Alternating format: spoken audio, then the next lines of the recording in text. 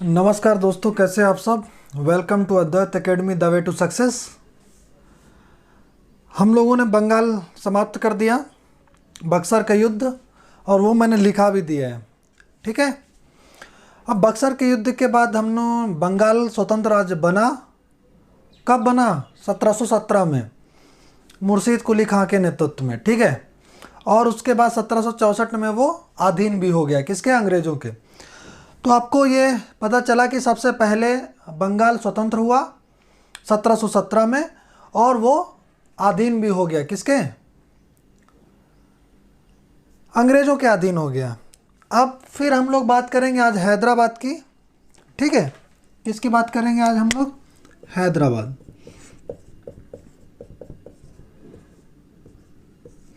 ठीक है। कि ये हैदराबाद एक स्वतंत्र राज्य कैसे बना, किसने बनाया, थोड़ा तुलना भी करेंगे बंगाल से। ठीक है। और इसके बाद हम लोग क्या पढ़ेंगे? मैसूर, कि ये फिर मैसूर स्वतंत्र राज्य कैसे बना। ठीक है। तो ये इम्पोर्टेंट है। उससे पहले मैं आप लोगों से कुछ बातें करना चाहता हूँ।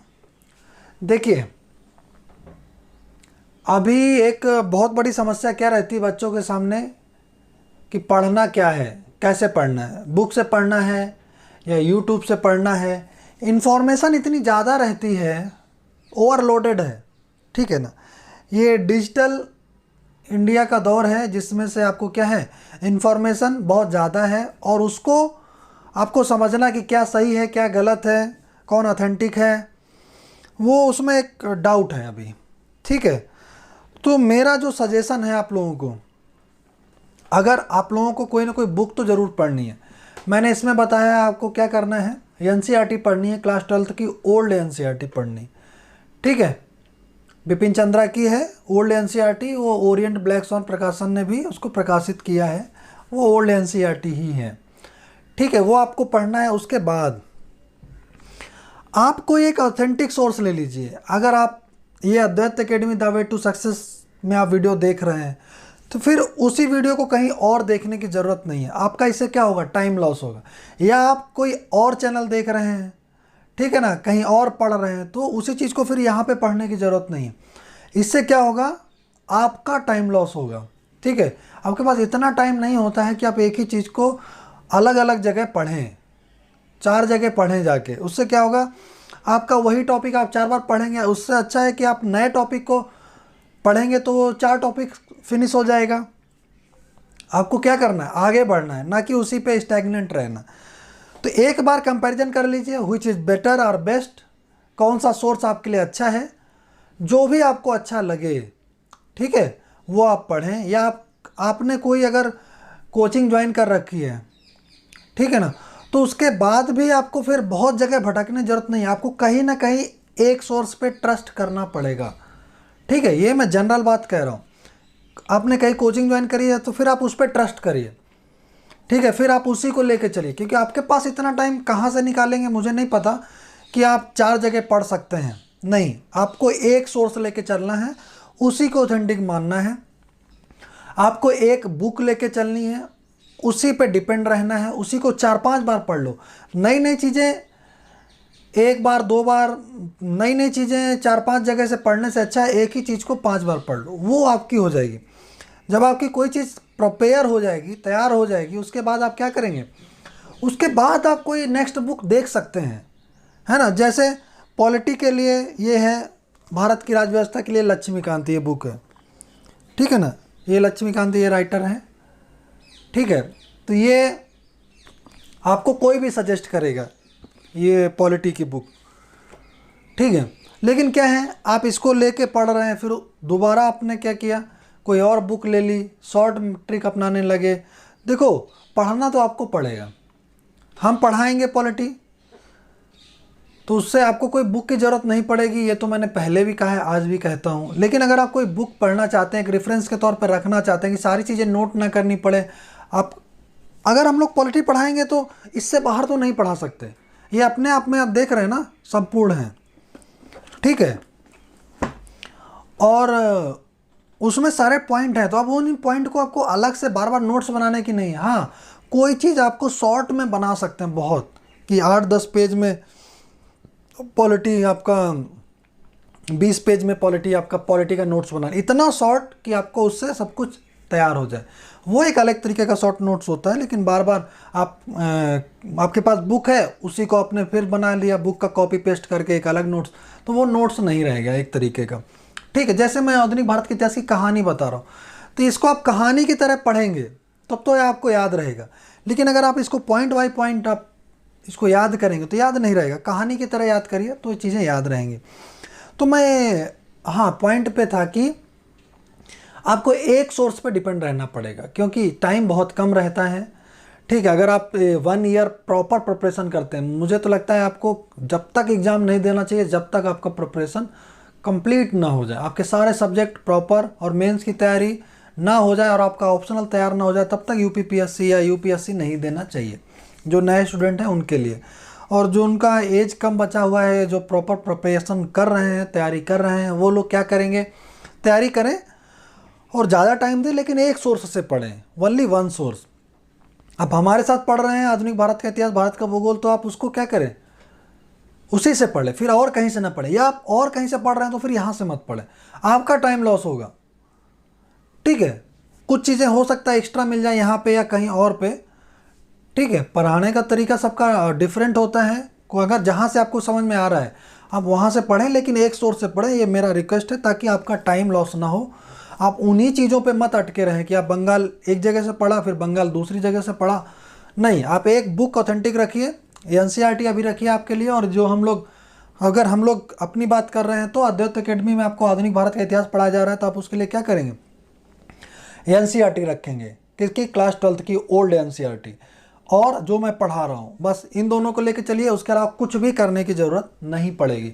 एनसीईआरटी इसलिए एनसीईआरटी आपको सिखाती है थोड़ा, और एक सिस्टमेटिक क्रम से चलती है, क्या हुआ किसके बाद क्या हुआ, आपका डेटा उसमें रहता है, तो कुछ यहाँ पे आप नहीं लिख पाते या मिस होता है तो वहाँ पे आपको कुछ चीज़ें मिल ज़रूर जाएंगी।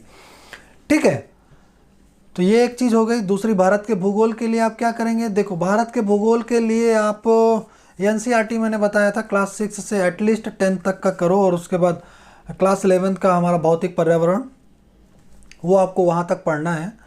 ठीक है, तो ये अगर आप पढ़ लेते हैं तो आपको बहुत सफिशिएंट हो जाएगा, बाकी मनीष सर आपको पढ़ाएंगे ही। ठीक है, उसके अलावा अगर रेफरेंस बुक कोई एक पूछेंगे, ठीक है ना, तो एनसीईआरटी के अलावा मैं महेश वर्णवाल की एक बुक आती है, ठीक है ना, वो भारत एवं विश्व का भूगोल, तो वो ले लो आप, उसमें आपको अच्छा दिया गया है। वो पहले टीचर थे, अभी वो ऑफिसर हैं, आईएएस के थ्रू ही हुए थे, कहाँ पे हैं वो उसी बुक में लिखा हुआ है, और वो आप बुक ले सकते हैं, अपडेटेड भी है वो अभी, तो आप वो ले सकते हैं महेश वर्णवाल की बुक। ठीक है, भूगोल की, तो वो मैं आपको दिखा दूंगा एक बार, वो कॉपी कहाँ पे रखी हुई है, एक मिनट, ये रखी हुई है, मैं आपको दिखा देता हूँ।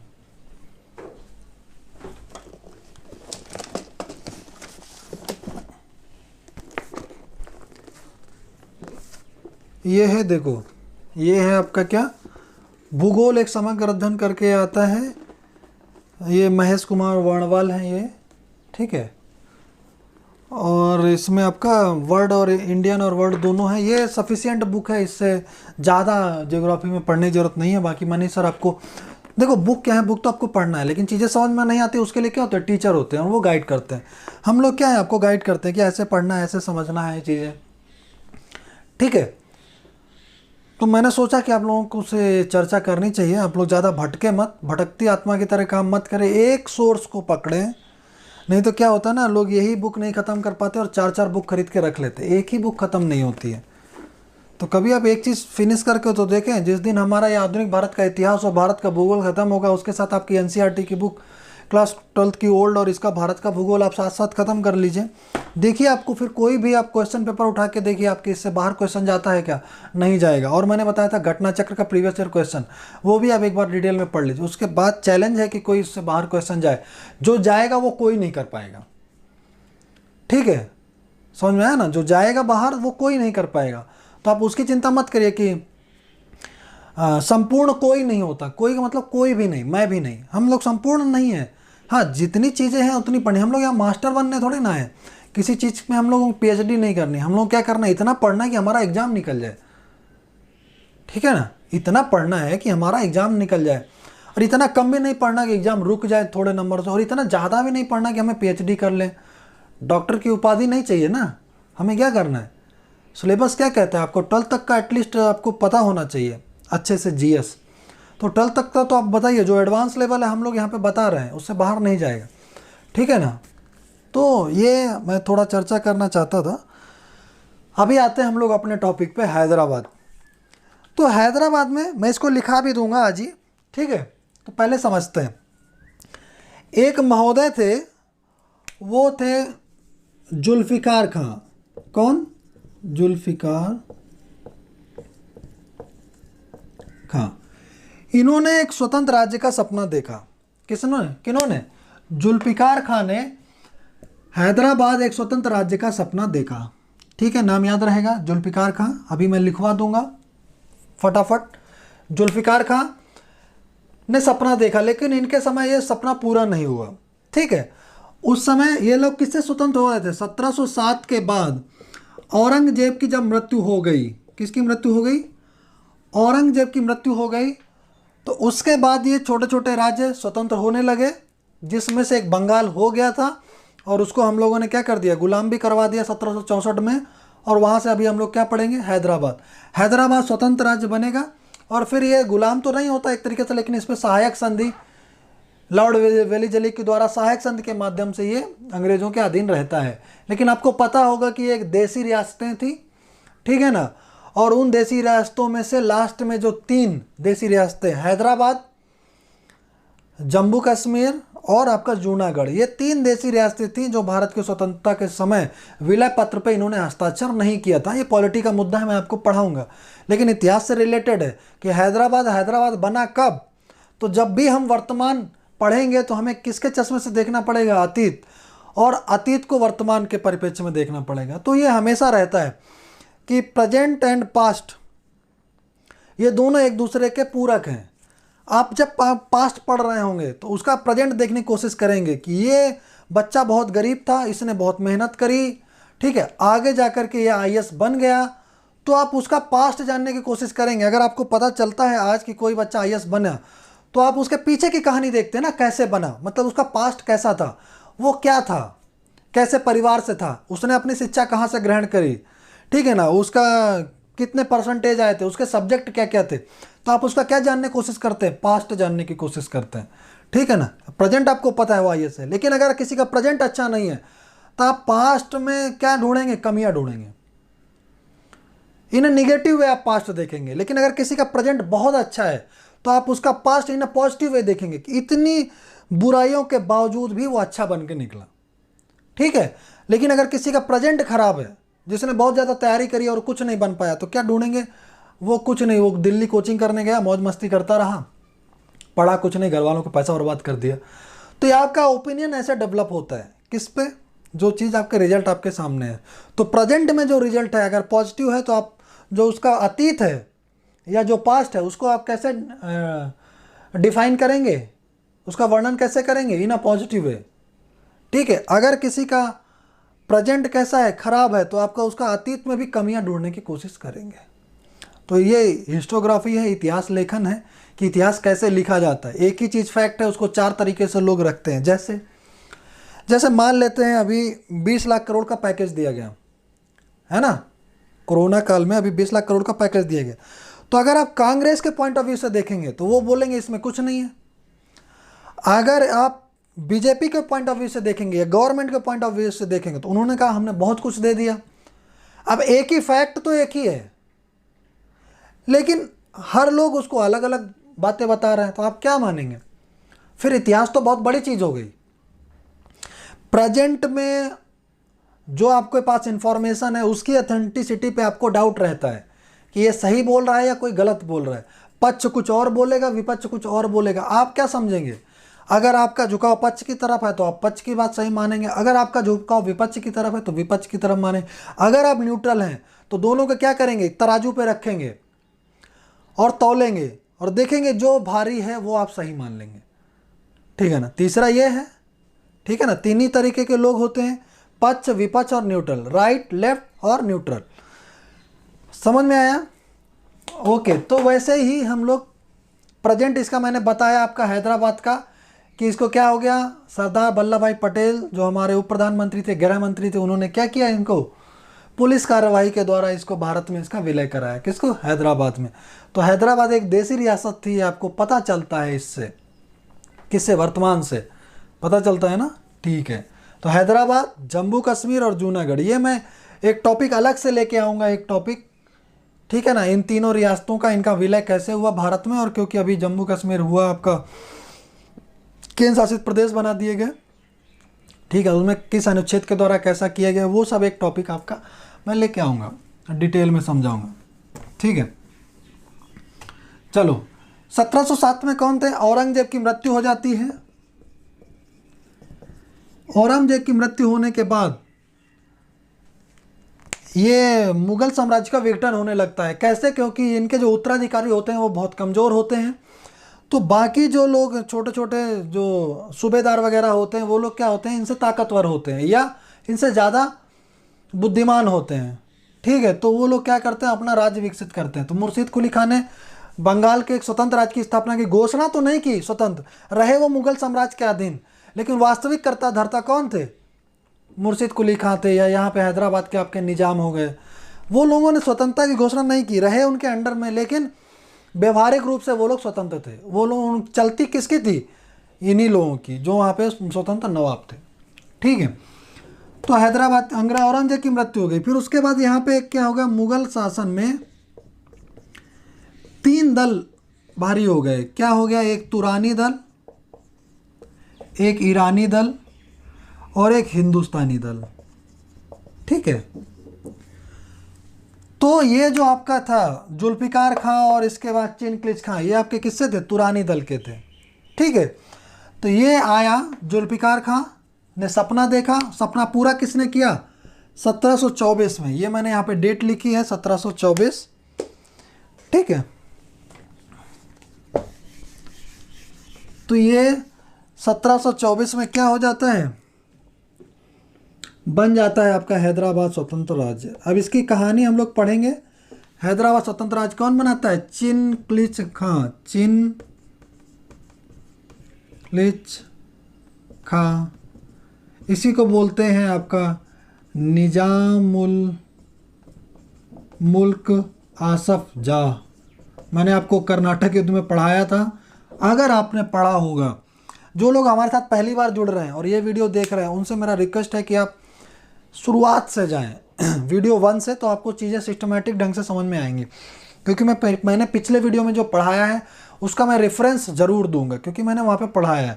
मैंने आपको पढ़ाया था कि जब आंग्ल फ्रांसीसी युद्ध होता है, कर्नाटक का द्वितीय युद्ध होता है, तो उसमें क्या होता है, उत्तराधिकार का युद्ध, उत्तराधिकार की वजह से प्रॉब्लम होती है। कहाँ पे? उत्तराधिकार, हैदराबाद और कर्नाटक। तो हैदराबाद में कौन था? निजामुल मुल्क आसफ जाह। इसकी मृत्यु कब हो जाती है? 1748 में इसकी मृत्यु हो जाती है, और उसी के बाद उत्तराधिकार में यहाँ प्रॉब्लम शुरू हो जाती है। ठीक है, तो उसी का फ़ायदा उठाकर फ्रांसीसियों ने क्या किया, इन पे अपने तरीके से उत्तराधिकारी सेट करने की कोशिश करते हैं, और फिर उधर अंग्रेज। तो ये मैंने पढ़ाया है कर्नाटक युद्ध में। ठीक है, तो ये वही है निजामुल मुल्क आसफ जाह। ठीक है, इसी ने क्या किया, हैदराबाद की स्थापना करी। तब ये हैदराबाद पहुंचा कैसे, इसके बीच की कहानी क्या है? ठीक है, इसके बीच की कहानी ये है कि 1713 में ये कहाँ, दक्कन का सूबेदार बना के भेजा जाता है। 1713 ईस्वी में किसको? चिनक्लिज खां को दक्कन का सूबेदार बना के भेजा जाता है। ठीक है, फिर और इससे ये अपनी राजधानी कहाँ पे बनाता है? ये औरंगाबाद बनाता है। कहाँ पे बनाता है? औरंगाबाद बनाता है। औरंगाबाद का जो क्षेत्र है दक्कन बोलते हैं, उसी को इसने क्या बनाया? हैदराबाद बनाया। ठीक है, फिर 1500, फिर उसी बीच में फिर क्या होता है, हुसैन अली को, जो हिंदुस्तानी ग्रुप के थे, हुसैन अली, हिंदुस्तानी ग्रुप के जो लोग थे वो लोग क्या होते रहे थे, बहुत हावी हो रहे थे किस पे? मुगल सम्राट पे। तो उनको दूर दूर रखने के लिए हुसैन अली को यहाँ का सूबेदार बना के भेजा। कहाँ का? दक्कन का। किसने? मुगल सम्राट ने। मोहम्मद शाह रंगीला था उस समय। कौन था? मोहम्मद शाह रंगीला, मुगल सम्राट मोहम्मद शाह रंगीला। ठीक है, ये मुगल सम्राट था उस समय। ठीक है, तो उसने क्या किया कि हुसैन अली को वहाँ पे सूबेदार बना के भेजा और उसको वहाँ से हटा दिया। किसको? निजाम को। निजाम को कहाँ भेज दिया? मतलब ये चिनक्लिज खां को, निजाम को हटा दिया। कहाँ पे भेज दिया? मालवा भेज दिया। लेकिन वापस जब हुसैन अली की मृत्यु हो जाती है, हुसैन अली की हत्या हो जाती है, तो वापस इसको 1715 में क्या कर देता है, फिर से वहाँ का बना देता है सूबेदार। ठीक है। और 1722 में मुगल शासक इसको, मोहम्मद शाह इसको क्या देता है, वजीर की पद देता है, वजीर की उपाधि देता है। वजीर क्या होता है, एक तरीके का प्रधानमंत्री होता है वजीर। ठीक है, तो वजीर का पद देता है। फिर जब ये स्वतंत्र रूप से व्यवहार करने लगता है, कौन, हैदराबाद का निजाम, मतलब यही, इसको निजाम शाही ही उसके नाम से ही पड़ गई। उसका नाम क्या था, चिनक्लिज खां। निजामुल मुल्क की उपाधि कौन देता है उसको, मुगल बादशाह देता है, मोहम्मद शाह। निजामुल मुल्क की उपाधि उसको मुगल बादशाह देता है। ठीक है, तो उसको वापस उसने क्या किया कि मुबारिज खां के नेतृत्व में एक सैन्य दल भेजा। कहाँ पे, निजाम से निपटने के लिए। एक तरीके से ये कह सकते हैं कि मुगल सम्राट मोहम्मद शाह ने हैदराबाद के निजाम को समाप्त करने के लिए एक सैन्य दल भेजा। किसके नेतृत्व में, मुबारिज खां के नेतृत्व में। किसके नेतृत्व में भेजा, मुबारिज खां था उसका, मुबारिज खां के नेतृत्व में भेजा, मुबारिज खां। ठीक है, मुबारिज खां के नेतृत्व में एक सैन्य दल भेजा। दोनों के बीच युद्ध हुआ, हैदराबाद के निजाम और मुबारिज खां के बीच युद्ध हुआ। किसका युद्ध, कौन सा युद्ध बोलते हैं उसको, सकूर खेड़ा का युद्ध। युद्ध कब हुआ, 1724 में। जब यह युद्ध जीत जाता है हैदराबाद का निजाम, तभी वो हैदराबाद की स्थापना कर देता है। ठीक है, एक तरीके से मुगल सम्राट यहाँ से पराजित हो जाते हैं, क्योंकि ये मुबारिज खां को किसने भेजा था, मुगल सम्राट ने भेजा था। सकूर खेड़ा का युद्ध हुआ 1724 में हैदराबाद के निजाम और मुबारिज खां के बीच, और इसमें हैदराबाद के निजाम की विजय होती है, मुबारिज खां हार जाता है, और यहीं से हैदराबाद राज्य की क्या हो जाती है, एक स्वतंत्र राज्य की स्थापना होती है। लेकिन व्यवहारिक रूप से वो स्वतंत्र रहता है, लेकिन वैसे वो मुगल सम्राट के अधीन रहता है। ठीक है, आगे फिर क्या होता है, देखो 1739 में नादिर शाह का आक्रमण होता है। ठीक है, 1739 में नादिर शाह का आक्रमण होता है। ठीक है, तो उस समय क्या होता है कि मोहम्मद शाह को इसकी ज़रूरत पड़ती है, किसकी, हैदराबाद के निजाम की। हैदराबाद का निजाम बहुत निष्ठावान व्यक्ति था। उसने क्या किया, 1739 का जो करनाल का युद्ध हुआ, नादिर शाह ने जो आक्रमण किया था, ठीक है, तो उसने क्या किया, मोहम्मद शाह रंगीला की मदद करी। ठीक है, इसमें ठीक है ये लोग हार गए थे, लेकिन उसने मदद करी मोहम्मद शाह रंगीला की, और इन दोनों के बीच में जो मध्यस्थता हुई नादिर शाह और मुगल सम्राट के बीच में, उसमें भी उसने मध्यस्थ का काम किया था। किसने, हैदराबाद के निजाम ने। तो वो बहुत अच्छा आदमी था, एक तरीके से कह सकते हैं सत्य और निष्ठावादी था। ठीक है, क्योंकि यहाँ पे इसको मारने के लिए भेजा था, उसके बाद भी वो जीत गया, लेकिन उसने अपने आप को स्वतंत्र घोषित नहीं किया, लेकिन स्वतंत्र रूप से व्यवहार करने लगा। और जब 1739 के करनाल के युद्ध में नादिर शाह ने आक्रमण किया, तो उसने मोहम्मद शाह का साथ दिया, मोहम्मद शाह रंगीला का। तो एक तरीके की कहानी थी, और 1748 में क्या हो जाता है, ये मृत्यु हो जाती है। उसी समय आपका क्या आ जाता है, मराठा में पेशवाई आ जाती है। आपने देखी होगी मूवी एक, बाजीराव मस्तानी, देखी होगी ना, तो उसमें से बाजीराव प्रथम होता है। ठीक है, तो उसी से इसका क्या होता है, इसको हरा देता है, किसको, हैदराबाद के निजाम को हरा देता है। कौन, पेशवा बाजीराव प्रथम इसको हरा देता है। ठीक है, किसके युद्ध में, पालखेड़ा के युद्ध में इसको हरा देता है। समझ में आया कि नहीं, पालखेड़ा के युद्ध में पेशवा बाजीराव प्रथम, वही जो बाजीराव मस्तानी मूवी में है, इसको हरा देता है हैदराबाद के निजाम को। 1748 में इसकी मृत्यु हो जाती है, और इसके बाद क्या कहानी हो जाती है, कर्नाटक का द्वितीय युद्ध, क्योंकि यहाँ पे उत्तराधिकार का प्रॉब्लम आ जाता है। तो ये आपका कहानी है किसकी, हैदराबाद की। अब इसको लिख लेते हैं जल्दी से, चलो लिखो। जुल्फिकार खान ने दक्कन में सबसे पहले स्वतंत्र राज्य का सपना देखा।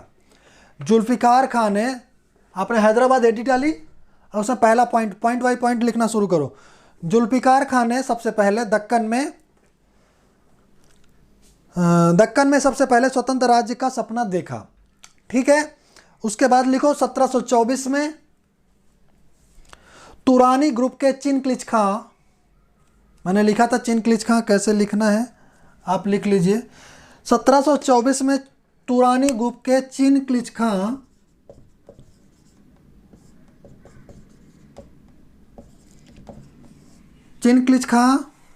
ने ने हैदराबाद में स्वतंत्र राज्य की स्थापना की, ने हैदराबाद में स्वतंत्र राज्य की स्थापना की।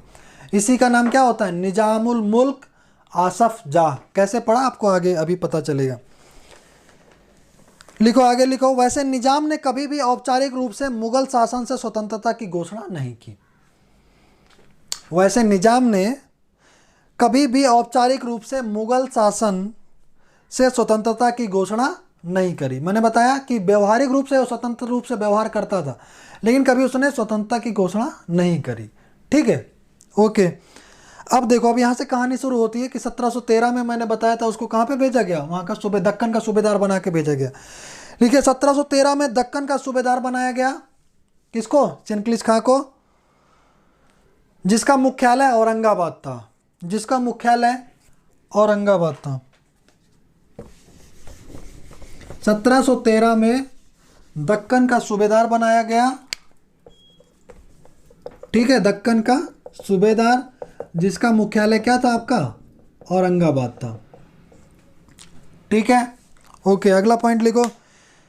इसी समय इसे निजाम उल मुल्क की उपाधि दी गई। इसी समय इसे क्या दी गई?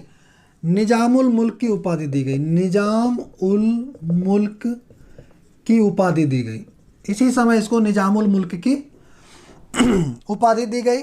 नेक्स्ट पॉइंट लिखो। 1715 में उसे दक्कन से हटाकर मालवा का सूबेदार बनाया गया। 1715 में उसे दक्कन से हटाकर मालवा का सूबेदार बनाया गया।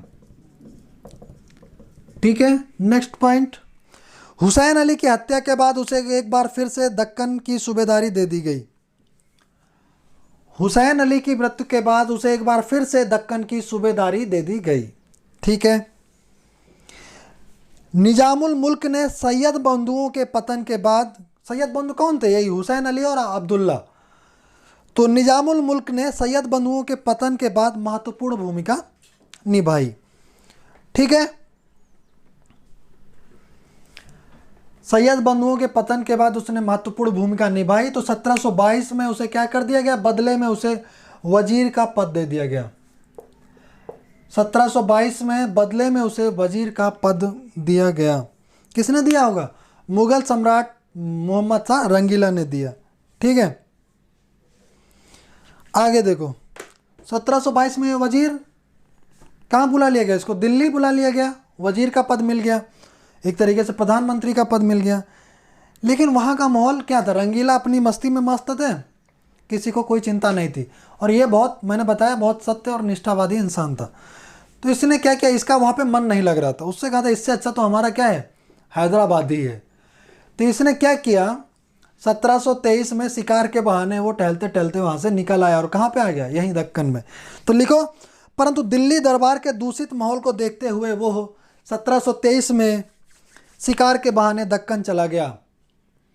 परंतु दिल्ली दरबार के दूषित माहौल को देखते हुए वो 1723 में शिकार के बहाने दक्कन चला गया। ठीक है, नेक्स्ट पॉइंट लिखो। हाँ, ये पॉइंट इंपॉर्टेंट है। कहा जाता है कि निजाम का प्रस्थान करना, कहा जाता है कि निजाम का दिल्ली से प्रस्थान करना, दिल्ली से चला गया ना, दिल्ली से प्रस्थान करना मुगल साम्राज्य से निष्ठा एवं सद्गुण का पलायन का प्रतीक था। मुगल साम्राज्य से निष्ठा एवं सद्गुण के पलायन का प्रतीक था। निष्ठा एवं सद्गुण के पलायन का प्रतीक था। ये बहुत बड़ी बात थी कि ये एक अच्छा इंसान था, वहाँ पे सब अपनी मस्ती में मस्त थे, तो ये वहाँ से चला गया। तो वही कहते हैं, जब ये इसने 1723 में शिकार के बहाने दक्कन चलाया, तो इसका वहाँ से जाना मुगल साम्राज्य से निष्ठा एवं सद्गुण का जाना बोलते हैं। कि निजाम का जाना मतलब निष्ठा एवं सद्गुण का मुगल साम्राज्य से चले जाना। ठीक है, अब आगे लिखते हैं जो मैंने बताया आपका। सम्राट मोहम्मद शाह ने मुबारिज खां को दक्कन का वायसराय बनाकर उसके विरुद्ध भेजा। किसके विरुद्ध भेजा? हैदराबाद के निजाम के विरुद्ध भेजा। मुगल सम्राट ने मुबारिज खां को मैंने नाम लिखा था, फिर से लिख देता हूँ, मुबारिज खां को दक्कन का वायसराय बनाकर हैदराबाद के निजाम के विरुद्ध भेजा, किंतु निजामुल मुल्क ने 1724 में सकूर खेड़ा के युद्ध में, नहीं सूकर खेड़ा के युद्ध में, सॉरी किसके, सूकर खेड़ा के युद्ध में मुबारिज खां को पराजित कर दिया और मार दिया। मुबारिज खां को पराजित कर दिया और मार दिया। ठीक है,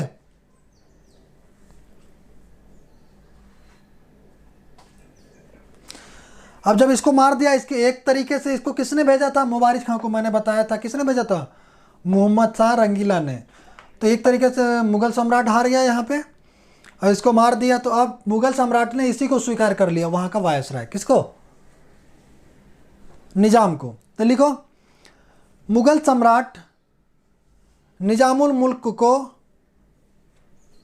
दक्कन का वायसराय स्वीकार करते हुए उसको आसफ जा की उपाधि दी। तो इसका मतलब निजामुल मुल्क की उपाधि पहले दे दी थी, यहाँ पे मैंने बताया था निजामुल मुल्क की उपाधि दी, और जब ये मुबारिज खां को इसने मार दिया तो किसकी उपाधि दी, आसफ जा की उपाधि दी। तो निजामुल मुल्क आसफ जा वो क्या थी, चिनक्लिज खां की उपाधि थी, लेकिन उसी का नाम पड़ गया हैदराबाद के निजाम, वो एक उपाधि थी। ठीक है, और इसको स्वीकार कर लिया क्या, वायसराय स्वीकार कर लिया। ठीक है,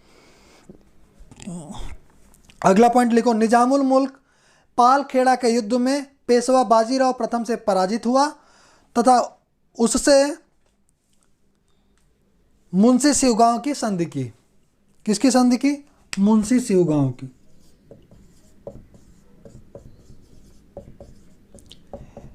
ये लोग क्या लेते थे, चौथा सरदेशमुखी, तो ये लोग क्या ले लिया, सरदेशमुखी इनके ऊपर लगा दिया। तो क्या की, मुंशी शिवगांव की संधि की, किसके किसके बीच हुई, हैदराबाद के निजाम और पेशवा बाजीराव प्रथम के बीच हुई। क्योंकि मैंने बताया कि निजामुल मुल्क पाल खेड़ा के युद्ध में पेशवा बाजीराव प्रथम से पराजित हो गया, जिसके परिणाम स्वरूप मुंशी शिवगांव की संधि हुई। ठीक है, अगला लिखो, नादिर शाह के विरुद्ध करनाल युद्ध में, मैं सब आपको बता चुका हूं, मैं लिखवा रहा हूं। नादिर शाह के विरुद्ध करनाल युद्ध में निजामुल मुल्क ने सम्राट का साथ दिया, मुगल सम्राट का साथ दिया तथा मुगलों तथा नादिर शाह के मध्य मध्यस्थता की, तथा मुगलों तथा नादिर शाह के मध्य मध्यस्थता की।